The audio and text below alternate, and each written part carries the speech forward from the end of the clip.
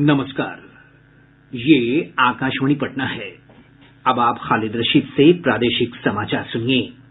पहले मुख्य समाचार। राज्य में पंचायत चुनाव की अधिसूचना आज जारी होने के साथ ही आदर्श आचार संहिता हो जाएगी लागू। राज्य सरकार ने पंचायती राज के कार्यों से प्रखंड विकास पदाधिकारियों को किया अलग। गंगा, कोसी, महानंदा, गंडक, बूढ़ी गंडक और अधवारा समूह की नदियों के उफान के कारण प्रदेश के बाढ़ प्रभावित क्षेत्रों में स्थिति अब भी गंभीर। और प्रधानमंत्री आवास योजना के तहत लाभार्थियों को प्रथम किस्त की राशि नहीं दिए जाने के कारण बेगूसराय के सभी प्रखंड विकास पदाधिकारियों के वेतन पर लगाई गई रोक। देश भर में 18 वर्ष से अधिक आयु वर्ग के लोगों के लिए सरकारी केंद्रों पर निःशुल्क कोविड टीकाकरण अभियान जारी है। युवाओं से आग्रह है कि कोविड से बचाव का टीका अवश्य लगवाएं और अन्य लोगों को भी इसके लिए प्रोत्साहित करें। जब तक आवश्यक न हो, घर से बाहर न निकलें और 3 सरल उपायों का पालन करते रहें। मास्क लगाएं, 2 गज की सुरक्षित दूरी बनाए रखें, हाथ और मुंह साफ रखें। साथ ही कोविड से संबंधित जानकारी प्राप्त करने और मार्गदर्शन के लिए आप राष्ट्रीय हेल्पलाइन नंबर 1075 पर संपर्क कर सकते हैं। बिहार सरकार के हेल्पलाइन नंबर 104 पर भी जानकारी प्राप्त की जा सकती है। अब समाचार विस्तार से। प्रदेश में पंचायत चुनाव की अधिसूचना आज जारी की जाएगी। अधिसूचना जारी होने के साथ ही प्रदेश में आदर्श आचार संहिता भी लागू हो जाएगी। त्रिस्तरीय पंचायत और ग्राम कचहरी के 2.5 लाख से अधिक पदों पर 11 चरणों में चुनाव होने हैं। राज्य निर्वाचन आयोग ने नामांकन के लिए जारी निर्देश में कहा है कि अधिसूचना जारी होने के 7वें दिन तक प्रत्याशी नामांकन कर सकेंगे। राज्य निर्वाचन आयोग ने सभी जिलाधिकारी सह निर्वाचन पदाधिकारी को आदर्श आचार संहिता का सख्ती से पालन करवाने को कहा है। त्रिस्तरीय पंचायत और ग्राम कचहरी के 6 पदों के लिए चुनाव होने हैं। इनमें से 4 पदों का चुनाव ईवीएम से और 2 पदों का चुनाव बैलेट पेपर से कराया जाएगा। आयोग से प्राप्त जानकारी के अनुसार पहले चरण का मतदान 24 सितंबर को होगा, दूसरा चरण 29 सितंबर, तीसरा 8 अक्टूबर, चौथा 20 अक्टूबर, पांचवां 24 अक्टूबर और छठे चरण का मतदान 3 नवंबर को कराया जाएगा। वहीं 7वां चरण 15 नवंबर, 8वां 24 नवंबर, 9वां 29 नवंबर, 10वां चरण 8 दिसंबर तथा 11वां और अंतिम चरण का मतदान 12 दिसंबर को होगा। आदर्श आचार संहिता लागू होने के बाद मनोनीत उप निर्वाचन पदाधिकारी के साथ अधिकारियों के तबादले पर रोक लग जाएगी। इसके अलावा चुनाव कार्य से जुड़े अन्य क्षेत्रीय पदाधिकारियों और कर्मचारियों के स्थानांतरण पर भी रोक होगी। वहीं नई विकास योजना की घोषणा पर भी रोक लगा दी जाएगी। पंचायती राज संस्थाओं के तहत ग्राम पंचायतों, पंचायत समितियों और जिला परिषदों का गठन इस वर्ष 15 जून तक किया जाना था, लेकिन कोविड महामारी के कारण चुनाव नहीं कराए जा सके थे। राज्य में प्रखंड विकास पदाधिकारियों को पंचायती राज के कार्यों से अलग कर दिया गया है। पंचायती राज मंत्री सम्राट चौधरी ने इस संबंध में आदेश जारी करते हुए कहा है कि अब इनकी जगह प्रखंडों में कार्यरत पंचायत राज पदाधिकारी ही काम को देखेंगे। उन्होंने कहा कि पंचायत चुनाव की अधिसूचना के बाद से ग्राम पंचायतों की ओर से नल जल योजना को छोड़कर किसी भी मद में राशि की निकासी नहीं की जा सकेगी। प्रदेश के विभिन्न जिलों में हो रही बारिश के कारण नदियों के जलस्तर में उतार चढ़ाव का सिलसिला जारी है। गंगा, कोसी, महानंदा, गंडक, बूढ़ी गंडक और अधवारा समूह की नदियों के उफान पर रहने के कारण प्रदेश में बाढ़ की स्थिति अब भी गंभीर बनी हुई है। हालांकि गंगा, सोन और पुनपुन नदी के जलस्तर में कमी आने के बाद पटना और शेखपुरा सहित दक्षिण बिहार में बाढ़ की स्थिति में धीरे धीरे सुधार हो रहा है। शिवहर के पिपराही में बागमती के कटाव के कारण विद्युत टावर ध्वस्त हो गया। इससे कई इलाकों में विद्युत आपूर्ति ठप हो गई है। दरभंगा में बागमती, कमला बलान, करेह और अधवारा समूह की नदियों के जलस्तर में वृद्धि से नए इलाके बाढ़ की चपेट में आ गए हैं। लगातार हो रही बारिश के कारण दरभंगा मेडिकल कॉलेज अस्पताल परिसर में जल जमाव की स्थिति उत्पन्न हो गई है। समस्तीपुर में नून नदी में लगातार वृद्धि होने से मोरवा प्रखंड के कई गांव बाढ़ से प्रभावित हो गए हैं। मधुबनी के बेनीपट्टी के करहरा पंचायत में बड़ी आबादी बाढ़ की चपेट में है। इधर पश्चिम चंपारण में गंडक नदी के जलस्तर में एक बार फिर वृद्धि दर्ज की गई है। गंडक बराज से 1,47,000 क्यूसेक पानी छोड़े जाने के बाद नदी के जलस्तर में वृद्धि देखी जा रही है। मुजफ्फरपुर में बूढ़ी गंडक नदी के उफान से शहर के निचले इलाकों में जल जमाव की स्थिति बनी हुई है। जिले के कई प्रखंडों में बागमती, लखनदेई और मानुषमारा नदी के कहर के कारण जनजीवन बुरी तरह प्रभावित हुआ है। औराई प्रखंड की 16 पंचायतों के 60 गांवों में स्थिति अभी गंभीर बनी हुई है।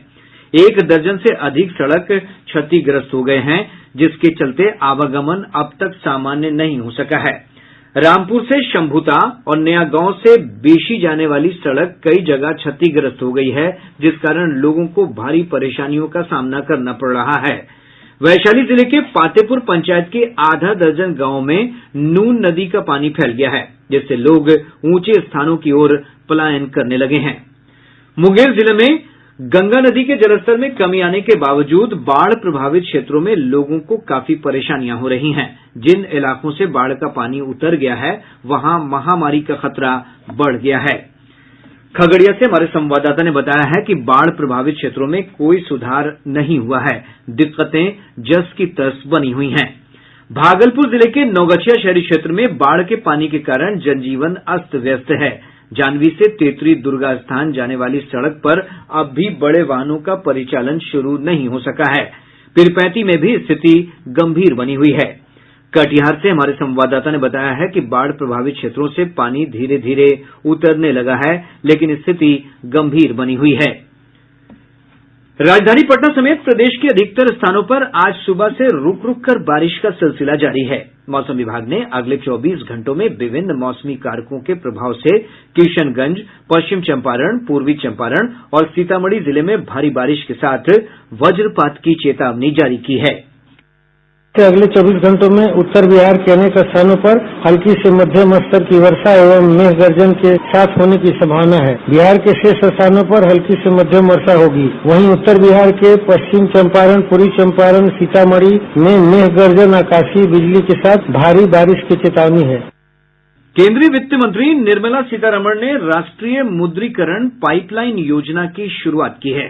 इसके अंतर्गत केंद्र सरकार ने अपनी संपत्तियों के नियत अवधि के इस्तेमाल का अधिकार बेचकर अगले 4 साल में 6 लाख करोड़ रुपए जुटाने की योजना बनाई है। इस योजना के तहत पटना हवाई अड्डे को 2023 में निजी हाथों में सौंपा जाएगा। वहीं पटना जंक्शन से प्राइवेट ट्रेनें भी चलाई जाएंगी। इसके अलावा बिहार की 7 सड़कों को भी निजी संचालकों के लिए दे दिया जाएगा। प्रादेशिक समाचार आप आकाशवाणी पटना से सुन रहे हैं। और अब बात आकाशवाणी समाचार के साथ आजादी के अमृत महोत्सव प्रश्नोत्तरी प्रतियोगिता की। आइए जानते हैं आप कैसे बन सकते हैं विजेता।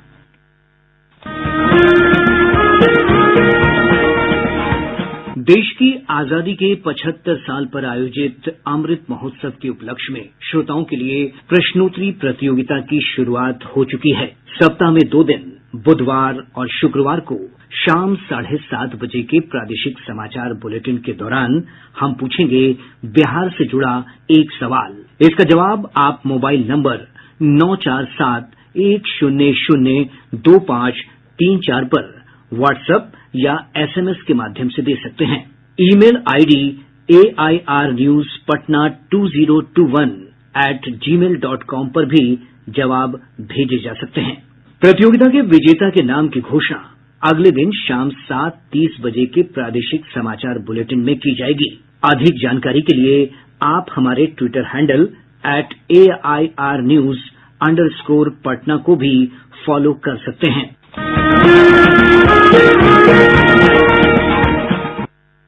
प्रधानमंत्री आवास योजना के तहत स्वीकृत लाभार्थियों को प्रथम किस्त की राशि नहीं दिए जाने के कारण बेगूसराय जिले के सभी प्रखंड विकास पदाधिकारी का वेतन रोक दिया गया है।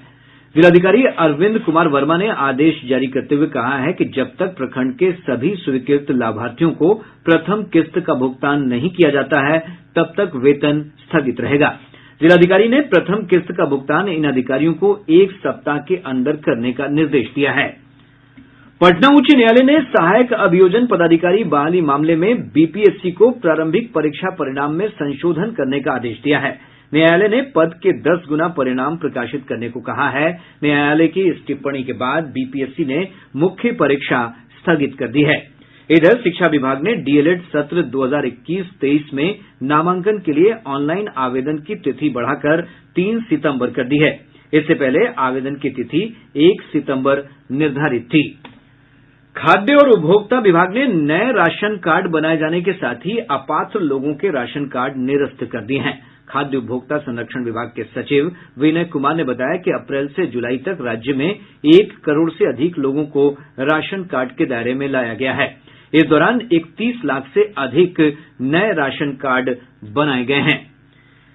पटना गया रोड पर सभी ट्रकों के परिचालन पर रोक लगा दी गई है। पाटलिपुत्र बस टर्मिनल के पास लगने वाले जाम को देखते हुए जिला प्रशासन ने यह कदम उठाया है।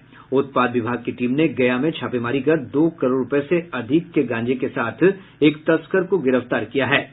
वहीं कैमूर जिले के मोहनिया में 4.5 लाख रुपए मूल्य की सिरप बरामद की गई है।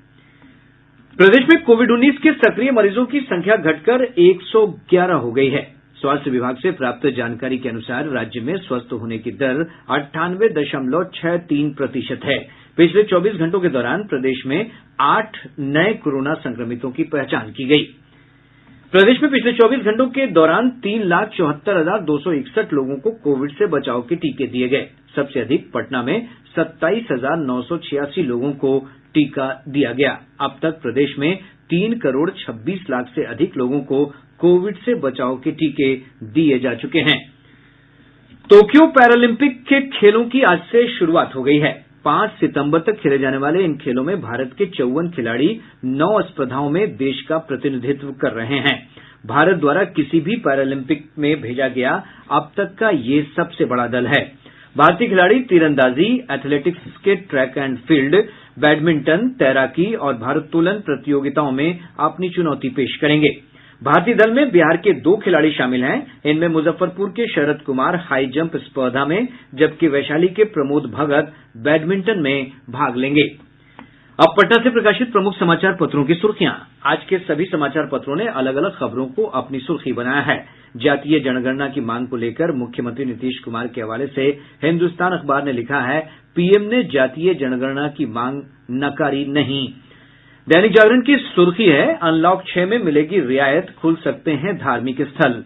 दैनिक भास्कर का शीर्षक है, एडीआर की रिपोर्ट, 363 सांसदों और विधायकों पर गंभीर आपराधिक मामले, केंद्र और राज्यों के 41 मंत्री भी शामिल।